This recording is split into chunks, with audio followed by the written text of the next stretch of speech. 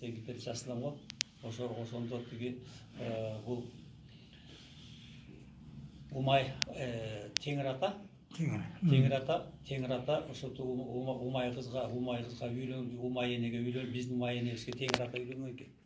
Ошо Нургөл деген неме бар экен да. Нургөл деп айтылат экен. Мен ал убакта Нургөл деген каякта, Нургөл деген билишмесмин. Көрсө Нургөл азыркы мынау тиги Монголияда Нургөл деген жер бар экен. Ошо Нургөлдүн жээгинде ким биз кут деп айтып атпайсызбы? Ошо кутчулук заман экен да. Кут заман бул кут деген ошол жанагы кыргызда бул эмени Теңирдин ошол куттун көлү ошо Нургөл, ошол үчүн Нургөл деп аталат экен да. Ошо келген кут ошо эмеге түшкөн экен көлгө.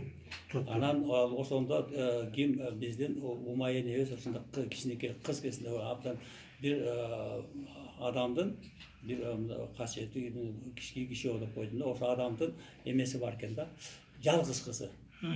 Жалгыз кызы бар экен да, анан балдар бар, токтобойчу жалгыз кызын анан кийин элден деп ошо көлдүн жээгине, ошол кыз көлдүн жээгинде чоңойгон экен.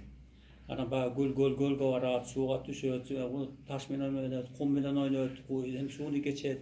Анан ошентип чоңоюп бойго жетип баягы эме кылган. Анан ал кызга өзүнчө өргө тигип мындай бош үйдө жатчу экен. Анан ошондо жанагы эме кут түндүк жанагы ошончо биз кыргызда бизде эң башында түндүктө эметебиз да. Ошол түндүктөн кут куйруп келип эмеге түшөт экен. Ошол кимдин Умай кыздын төшөгүнүн аягына келип эме кылып анан кийин Умай эне ойгонот экен, Умай кыз ойгондо анан ошондо айтат экен, Умай кыз сен чочубагын, көрүнбөй туруп ушундай жаркырак экен да. Ошо үйдүн ичин бар жап-жарык, киши жок, кишинин сөйлөкөтү жок, үйдү ушун жаркырак, бирок үйдө ошонун үнү чыгат. Анан сырдашып, ошо менен сүйлөшүп, анан эмнеге эткенин айтып, анан ошондо айтып кеткен, мен сага адам болуп Көкө Теңир деген ат менен келем.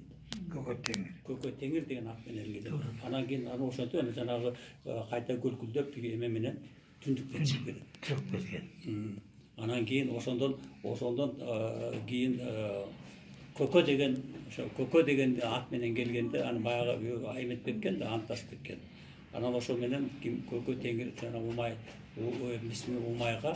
үйлөнүп, ошондон эң жаралган тун уулу, эң маметилгенде тун уулуна ошондо тиги бизге эмени баскан экен.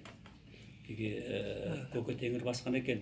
Ушул менин эмем болсун, белгим болсун деп жанагы кичинекей төрөлгөн баланын куймулчагында көк так турбайбы? Ошол такты мындай кол менен басып, ушул уулум бири миң болсун, миңи түмөн болсун, түмөнү сансыз эл болсун.